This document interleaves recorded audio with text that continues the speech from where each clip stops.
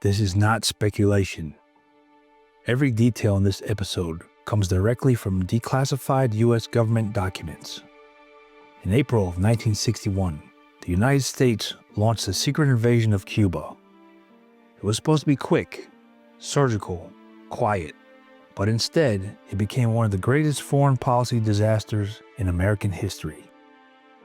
Over 1,400 CIA-backed exiles stormed the beaches of the Bay of Pigs, and within 3 days, they were either captured, killed, or forced to surrender. The plan had been to overthrow Fidel Castro. What America got instead was a global embarrassment. In the months that followed, something changed inside the United States national security apparatus. Publicly, Washington claimed restraint. Privately, it was a different story. Behind closed doors, military leaders believed the only way forward was war. But with the American people still reeling from a failed invasion, public support wasn't guaranteed. That's when a new plan was drafted.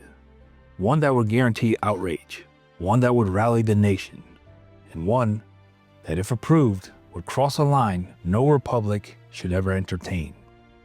A plan that, if executed, would have killed innocent Americans on American soil, just to start a war. The plan called for hijackings, bombings, staged funerals, even a fake airliner explosion. And none of it was coming from a foreign enemy. It came from the Pentagon. This wasn't a rogue idea scribbled on a napkin. This was signed off by the Joint Chiefs of Staff. They called it Operation Northwoods. So why would a U.S. military plan a false flag terror attack on its own people? And what does it say about the lines our leaders are willing to cross when they think no one's watching? Let's try and find out. Hello, I'm Mike Droberg, Marine Corps veteran and filmmaker, and we will try to answer these questions on today's episode of Forgotten History.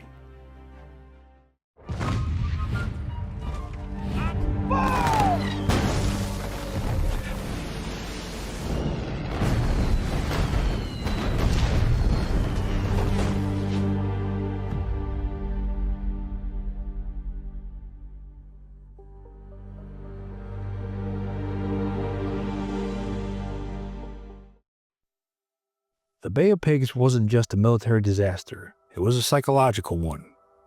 For the CIA, it was a gut punch. For the Pentagon, a humiliation. And for the Kennedy administration, a PR nightmare. What most Americans didn't realize was that President John F. Kennedy had only been in office for 3 months when the invasion began. He hadn't created the plan, he had inherited it. A cockamamie CIA scheme hatched under the Eisenhower administration that was already in motion by the time he took the oath of office.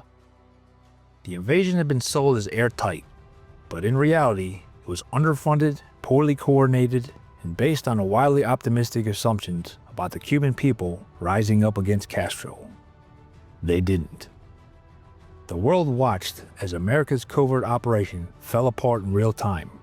Castro paraded prisoners in front of cameras. Khrushchev mocked U.S. weakness. And inside Washington, patience wore thin.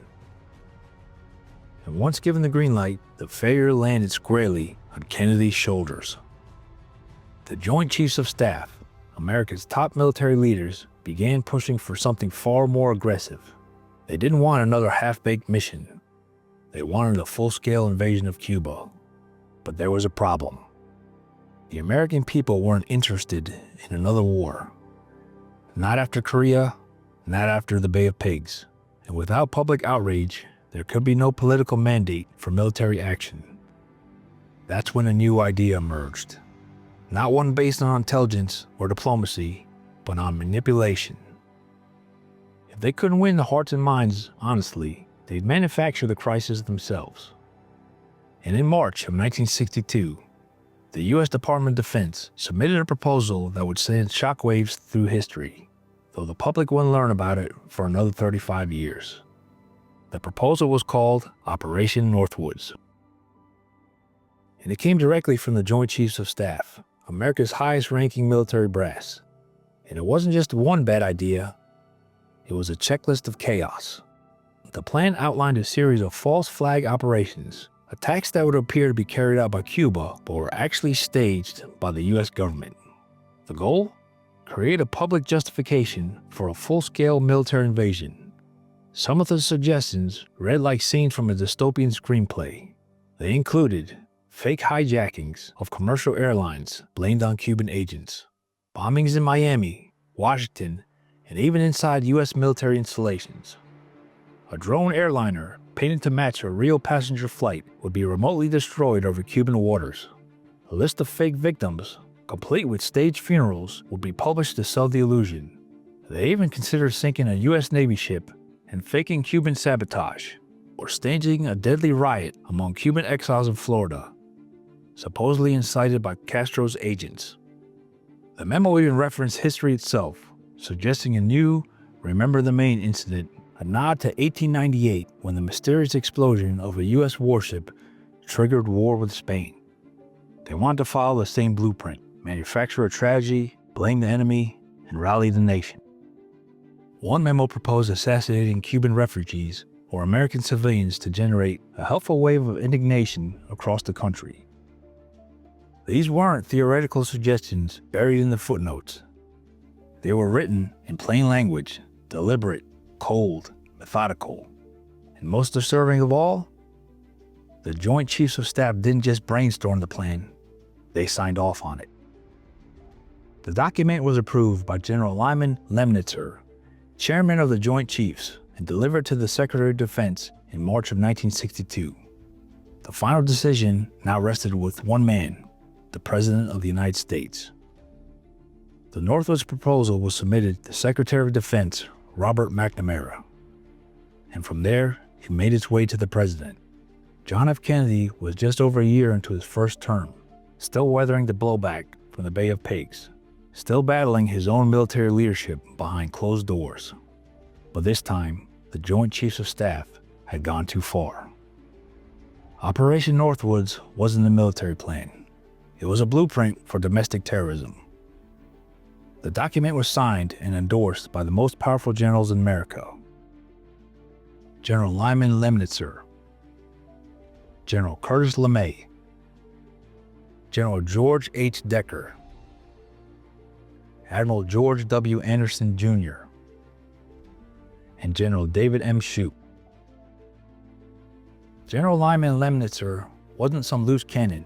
He was a decorated World War II veteran, a key architect of Cold War defense strategy, and the most powerful military officer in the United States, which made his approval of Northwoods all the more chilling. These weren't fringe actors. These were the Pentagon's top brass. And President Kennedy? He rejected it. No edits, no debate, no discussion. He shut the whole thing down. Lemnitzer was quietly pushed out months later, reassigned to a NATO command. And Northwoods was buried, locked away in the classified vaults of the Pentagon, where it remained hidden for over 35 years. Operation Northwoods was never carried out, but its existence tells us something critical, not just about the Cold War, but about power. In 1962, the top military minds of America proposed terror attacks on its own people. And they did it so confidently because they believed the ends justified the means. That alone should have sparked a national scandal, but it didn't. Northwoods remained buried until 1997, when it was uncovered through a sweep of documents released by the JFK Assassination Records Review Board. The plan sat untouched in the Pentagon archives for decades, until a handful of researchers started asking the right questions. And by then, all of the architects were gone. And the Cold War they hoped to escalate was long over.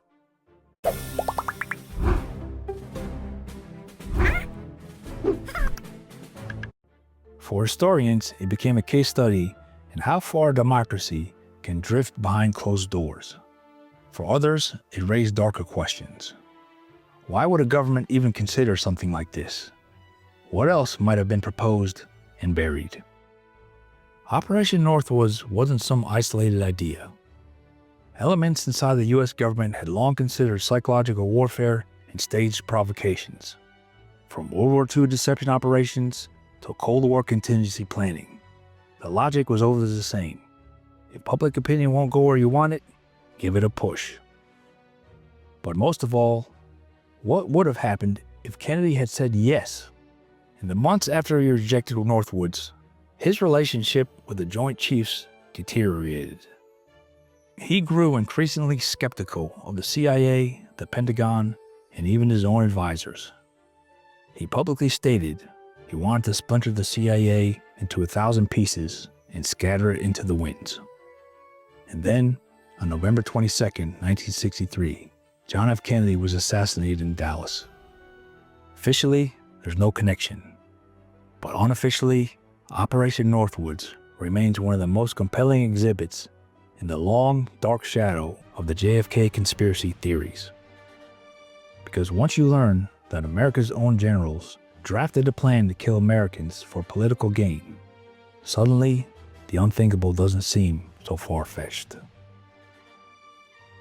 Let us know your thoughts about Operation Northwoods in the comment sections below.